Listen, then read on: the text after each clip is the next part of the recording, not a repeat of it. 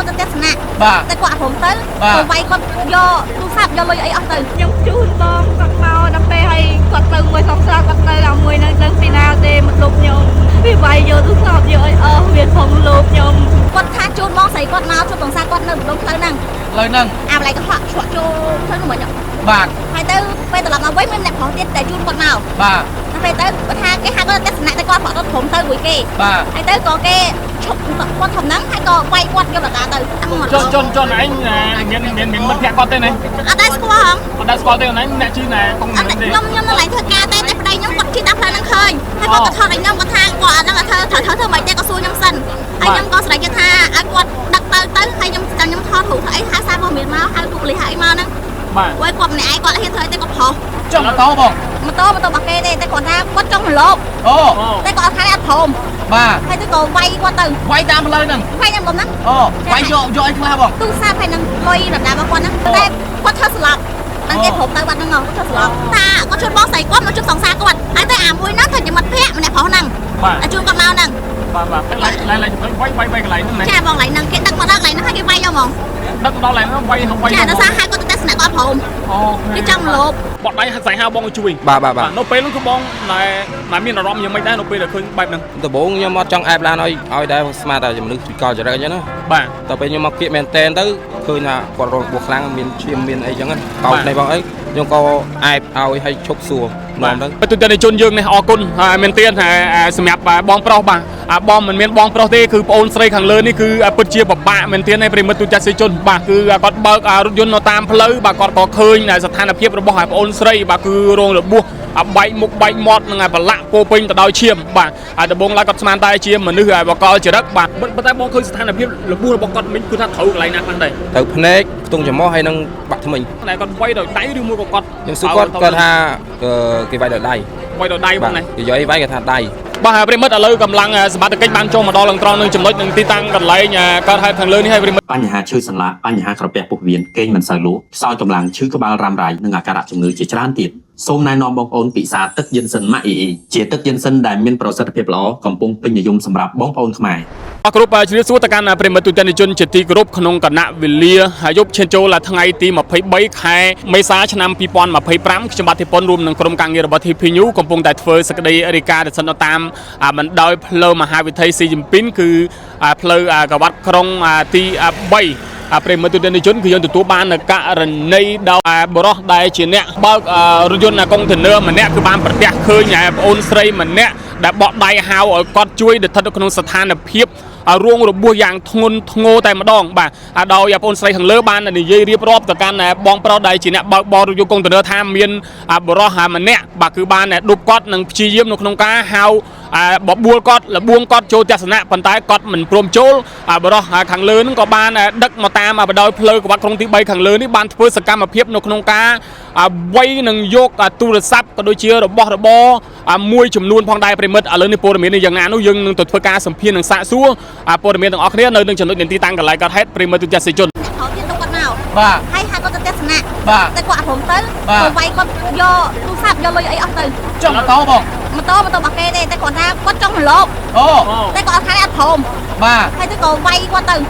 វាយតាមផ្លូវហ្នឹងវាយតាមហ្នឹងអូវាយយកអីខ្លះបងទូរស័ព្ទហើយនឹងលុយរបស់គាត់ហ្នឹងអូអញ្ចឹងគាត់ទៅណាវិញបងគាត់ថាជូនបងស្រីគាត់មកជួបបងសាគាត់នៅម្ដុំផ្លូវហ្នឹងអាម្ល៉េះកុហកឆ្លក់ចូលទៅនោះមកបាទហើយទៅពេលត្រឡប់មកវិញមានអ្នកប្រុសទៀតតែជូនគាត់មកបាទតែពេលទៅគាត់ថាគេហៅគាត់ទៅទស្សនៈតែគាត់ប្រត់ព្រមទៅមួយគេបាទហើយទៅក៏គេឈប់គាត់ធំហ្នឹងហើយក៏វាយគាត់យកបតាទៅអូប៉ុន្តែគាត់ធ្វើស្លាប់តែគេព្រមទៅបាត់ហ្នឹងធ្វើស្លាប់ពេលដែលវាយយកសម្ភារៈហើយបានចេញទៅបាត់មកចុនឯងមានមិត្តភក្តិគាត់ទេណាអត់ដែរស្គាល់ហ៎អត់ដែរស្គាល់ទេអូនឯងអ្នកជឿណែកុំមិនទេខ្ញុំនៅកន្លែងធ្វើការតែប្តីខ្ញុំគាត់ជិះតាមផ្លូវហ្នឹងឃើញហើយគាត់ក៏ថតឲ្យខ្ញុំគាត់ថាគាត់អត់ដឹងថាធ្វើមិនទេក៏សួរខ្ញុំសិនហើយខ្ញុំក៏ស្រែកគេថាឲ្យគាត់ដឹកទៅហើយខ្ញុំថតរូបថាអីហៅសារមកមានមកហៅពុកលីហៅអីមកហ្នឹងបាទគាត់ម្នាក់ឯងគាត់ហ៊ានធ្វើតែគាត់ប្រុសបាទមិញអូនឯងបានធ្វើការសួរនាំគាត់មិញគាត់និយាយមិនខ្លះដែរគាត់ថាគាត់ជូនមកស្រីគាត់មកជួបសង្សារគាត់បាទហើយទៅគាត់ត្រឡប់ទៅវិញមានអ្នកប្រុសទៀតគាត់ទៅបាទដល់ពេលហើយទៅគេហៅគាត់ទៅទស្សនៈតែគាត់ព្រមទៅក៏គេឈប់គាត់នៅម្ដុំហ្នឹងហើយក៏ធ្វើការវាយគាត់យកហ្មងចាហើយយកទូរស័ព្ទនឹងលុយនឹងប្រាំដាគាត់យកអស់លេងហ្មងលុយប្រហែលជាប្រហែលដែរខ្ញុំអត់សោះដឹងលុយហ្នឹងទេតែដឹង ลอยแต่ถ้าลอยมาตี อ๋อดังลอยประมาณสิ ใช่คนใหญ่อัดกาก็ทางก็ชื่อวิ่งคืนมอง แล้วก็ชื่อเป็นรุ่นบ้างไหม จ้าให้สำคัญเชียมตามหมดตามไอเดียก็จิ้มเต้ามันได้กว่าสกอร์ได้บันไดสองซ่าบอกใส่ก็สกอร์เนี่ยเผานั้นใส่จะสองซ่าบอกใส่ก่อนแต่กว่าสกอร์เกตแต่บอกใส่ก็สกอร์เกตก็ชูสองซ่าก็ชูบอกใส่ก้นมาชูสองซ่าก่อนไอ้แต่มวยนั้นถ้าจะมัดแพะมันเนี่ยเผานั่งไอ้ชูกับเมานั่งแต่หือนั่งยังมาเสิร์ชมาให้ก่อน lại chụp quay cái lại nữa này แช่บอกไหลนั่งแค่ดักมาดักไหลนั่งให้แกไปยอมอง đất đó lại nó quay không quay แช่นั่งซ่าให้ก็แต่สนามก้อนผม cái trong lốp ก้อนผมแต่ก็แกชุบไปก่อนนั่งตื่น ถ้าនៅពេលគឺបងchiaរថយន្តមកពីណាដែរនៅពេលហ្នឹង មកពីបាបាត់បង មកពីបាត់អញ្ចឹងមកដល់ត្រង់ចំណុចហ្នឹងបងឃើញគាត់កំពុងតែស្ថានភាពរបស់បងអូនស្រីយ៉ាងម៉េចដែរមិញហ្នឹង គាត់ឈរដើរអែផ្លូវដល់ពេលគាត់ឃើញភ្លើងឡានខ្ញុំចេញមកគាត់រត់ឡើងលើផ្លូវបាក់ដៃឲ្យគេជួយ បត់ដៃស្អីហៅបងជួយ បាទ នៅពេលហ្នឹងគឺបងតែមានអារម្មណ៍យ៉ាងម៉េចដែរនៅពេលដែលឃើញបែបហ្នឹង ដំបូងខ្ញុំអត់ចង់អែបឡានឲ្យដែរស្មានតែមនុស្សវិកលចរិតអញ្ចឹងណា បាទ ដល់ពេលខ្ញុំមកគៀកមែនតែនទៅឃើញថាគាត់រងបួសខ្លាំងមានឈាមមានអីចឹងណាបោកភ្នែកបងអីខ្ញុំក៏អែបឲ្យឈប់សួរនាំទៅ បងសួរនាំគាត់ទៅគាត់ប្រាប់បងថាយ៉ាងម៉េចខ្លះ ថាមានគេវាយប្លន់យករបស់របស់គាត់ បាទប្រិមត្តទស្សនិកជនយើងមិនអាចធ្វើការសួរជនរងគ្រោះបាននៅឡើយនោះទេប៉ុន្តែបើតាមការបញ្ជាក់ពីបងអូនស្រីម្នាក់ដែលគាត់បានសួរនាំដំបងដែលគាត់នៅមានកម្លាំងអាចនិយាយបានក៏បានបញ្ជាក់ថាគឺគាត់ជូនបងស្រីរបស់គាត់គឺមកជួបសង្សាររួចហើយក៏មានបរិសម្នាក់ជូនគាត់ត្រឡប់មកផ្ទះមកផ្ទះវិញក៏ចៃដនជនបរិសខាងលើដែលជាជនសង្ស័យហ្នឹងគឺបានប្រមូលគាត់ចូលទស្សនៈប៉ុន្តែគាត់បដិសេធគឺគាត់មិនព្រមចូលទេបាទត្រូវជូនគាត់ទៅផ្ទះបើគាត់ស្រាប់តែដឹកមកដល់ត្រង់នឹងចំណុចផ្លូវមហាវិថីស៊ីជីនពីងផ្លូវកវត្តក្រុងទី3ហ្នឹងជនសង្ស័យក៏បានធ្វើសកម្មភាពនៅក្នុងការវាយប្អូនស្រីដែលមកដល់ឲ្យរងរបួសបាទយ៉ាងដំណំតែម្ដងនឹងយកទូរស័ព្ទក៏ដូចជាថវិកានិងរបស់របរមួយចំនួនផងដែរបាទហើយចៃដនក៏ត្រូវបានតកង់រថយន្តចិត្តធัวខាងលើនេះជិះមកតាមបណ្ដោយផ្លូវខាងលើឃើញប្អូនស្រីបក់ដៃហៅឲ្យជួយបាទដំបងឡើយគឺគាត់អត់ចង់ហ៊ានឈប់ទេដោយសារតែស្មានតែជាមនុស្សវិកលចរិតផងនោះប្រិមត្តទូទាំងជនយើងប៉ុន្តែដោយសារតែគាត់ឃើញទៅស្ថានភាពមុខរបស់គាត់មានប្រឡាក់ពោពេញទៅដោយឈាមទើបគាត់ធ្វើការនៅក្នុងការឈប់និងធ្វើការសួរនាំប្អូនស្រីក៏បានរៀបរាប់រឿងរ៉ាវដែលគាត់បានជួបប្រទះដល់សែនអាក្រក់ខាងលើនេះទៅកាន់បងប្រុសបាទហើយបងប្រុសក៏បានធ្វើការទម្លាក់ព័ត៌មានចូលក្នុងក្រុមរបស់អ្នកសារព័ត៌មានក៏បានចុះមកដល់ទីតាំងកន្លែងកើតហេតុខាងលើនេះហើយប្រិមត្តទូទាំងជនយើងនេះអរគុណមែនទែនសម្រាប់បងប្រុសបាទបងមិនមានបងប្រុសទេគឺប្អូនស្រីខាងលើនេះគឺពិតជាពិបាកមែនទែនឯប្រិមត្តទូទាំងជនបាទគឺគាត់បើករថយន្តនៅតាមផ្លូវបាទគាត់ក៏ឃើញស្ថានភាពរបស់ប្អូនស្រីបាទគឺរងរបួសបែកមុខបែកមាត់នឹងប្រឡាក់ពោពេញទៅដោយឈាមបាទហើយដំបងឡើយគាត់ស្មានតែជាមនុស្សបកលចរិតបាទដោយគាត់ឃើញថាស្ថានភាពមិនស្រួលគាត់ក៏បានឈប់នៅក្នុងការឲ្យគាត់ឡើងជិះលើរថយន្តបងនេះបាទតែមិញបងដឹកគាត់ដល់ណាខ្លះបងមិញនឹង ទៅដល់ស្ពានអាកាសចំពោះវ័ន បាទអញ្ចឹងក៏បានអ្នកសារព័ត៌មានធ្វើការតាក់ទងមកបងក៏បានដឹកគាត់កន្លែងហ្នឹងកន្លែងដែលចំណុចដែលជនសង្ស័យធ្វើសកម្មភាពໄວបងបាទនៅពេលហ្នឹងបងបានធ្វើការសួរនាំគាត់យ៉ាងម៉េចខ្លះដែរនៅពេលហ្នឹង សួរនាំថាមុខថៃមានរឿងអីហើយមកពីណាហើយគាត់ថាមានគេវាយប្លន់យកទ្រព្យសម្បត្តិរបស់គាត់ហ្នឹងមានបាទហើយគាត់មកពីណាវិញហើយគាត់ថាមកពីព្រៃវែងតាមបងស្រីគាត់ អូអញ្ចឹងបាននេះថាបងអូនស្រីខាងលើគាត់មកពីព្រៃវែងទេបងនេះ បាទហ្នឹងហើយ បាទប៉ុន្តែបងឃើញស្ថានភាពរបួសរបស់គាត់មិញគឺថាត្រូវកន្លែងណាខ្លះដែរ ទៅភ្នែកខ្ទង់ច្រមុះហើយនឹងបាក់ថ្មិញ បាក់ថ្មីហ្មងបងនេះ បាទយកមកទៅជនសង្ស័យដែលគាត់វាយដោយដៃឬមួយក៏គាត់ ខ្ញុំសួរគាត់ថាគេវាយដោយដៃ វាយដោយដៃបងនេះ គេយកអីវាយគេថាដៃ បាទបងបាទប៉ុន្តែបងមើលទៅស្ថានភាពរបស់គាត់ធ្ងន់ហ្មងបង ធ្ងន់ឥឡូវវិញស្លាប់ហើយ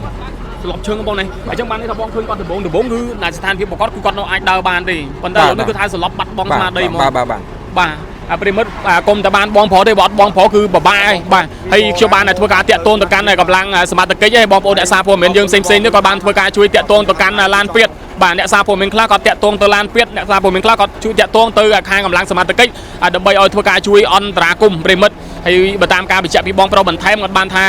គឺបងស្រីខាងលើគឺគាត់មកពីព្រៃវែងមកជូនបងស្រីរបស់គាត់ជួបសង្សារ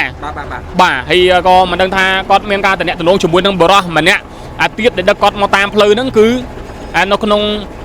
នាមជាអ្នកស្គាល់គ្នាឬមួយក៏ជាសង្សារឬមួយក៏យ៉ាងម៉េចក៏យើងមិនដឹងប៉ុន្តែបរិសខាងលើហ្នឹងគឺបានបបួលគាត់ ឡើងទស្សនៈប៉ុន្តែគាត់បានបដិសេធគឺមិនព្រមឡើងក៏ត្រូវបានជន់សង្ស័យខឹងក៏បានធ្វើសកម្មភាពនៅក្នុងការវាយដំមកកាន់បងអូនស្រីនឹងបានយកទ្រព្យសម្បត្តិក៏ដូចជាលុយនិងអត្ថប្រការរបស់របរមួយចំនួនដោយទុកឲ្យបងអូនស្រីបាទជន់រងគ្រោះបាទឈឺចុកចាប់គាត់ថានៅតាមម្ដងផ្លូវខាងលើនេះគឺស្ងាត់មានទៀនប្រិមិត្តបាទល្ងងងឹតឈឹងតែម្ដងបាទកុំតែបានបងប្រុសដៃជាអ្នកបើកបរដូចនឹងកុងតឺន័រទេកុំអីបងអូនស្រីគឺថាមិនដឹងថាទៅទីណាទេប្រិមិត្តទូទាំងជនយើងឥឡូវមិនទីទៀតខាងកម្លាំងសមត្ថកិច្ចលោកនឹងចុះមកដល់ឡើងចំណុចនៃទីតាំងកន្លែងកើតហេតុខាងលើអញ្ចឹងបងនេះដៃបងឯងដៃបងនោះបងជនយើងរូបបងនេះបាទប្រិមិត្តឥឡូវកម្លាំងសមត្ថកិច្ចបានចុះមកដល់ឡើងត្រង់នឹងចំណុចនឹងទីតាំងកន្លែងកើតហេតុខាងលើនេះហើយប្រិមិត្តបាទប្រិមិត្តក្រោយពីខ្ញុំបានធ្វើការតាក់ទងឥឡូវកម្លាំងសមត្ថកិច្ចបានចុះមកដល់ឡើងចំណុចនឹងទីតាំងកន្លែងកើតហេតុខាងលើនេះហើយគឺបញ្ជាក់ជូនបងប្អូនយើងផងដែរគឺនៅក្នុងសង្កាត់ប្រទេសឡាងខណ្ឌកំពូលរាជធានីភ្នំពេញបន្តតែម្ដងបាទឥឡូវយើងទុកឲ្យកម្លាំងសមត្ថកិច្ចជំនាញលោកធ្វើការបន្តបន្ថែមទៀតប្រិមិត្តទូទាំងជនយើងបាទហើយបន្តិចទៀតឡានពេទ្យនឹងក៏មកដល់ឡើងចំណុចនឹងទីតាំងកន្លែងកើតហេតុដើម្បីធ្វើការយកប្អូនស្រីទៅកាន់មន្ទីរពេទ្យសិនហើយទុកឲ្យកម្លាំងសមត្ថកិច្ចលោកធ្វើការស្រាវជ្រាវ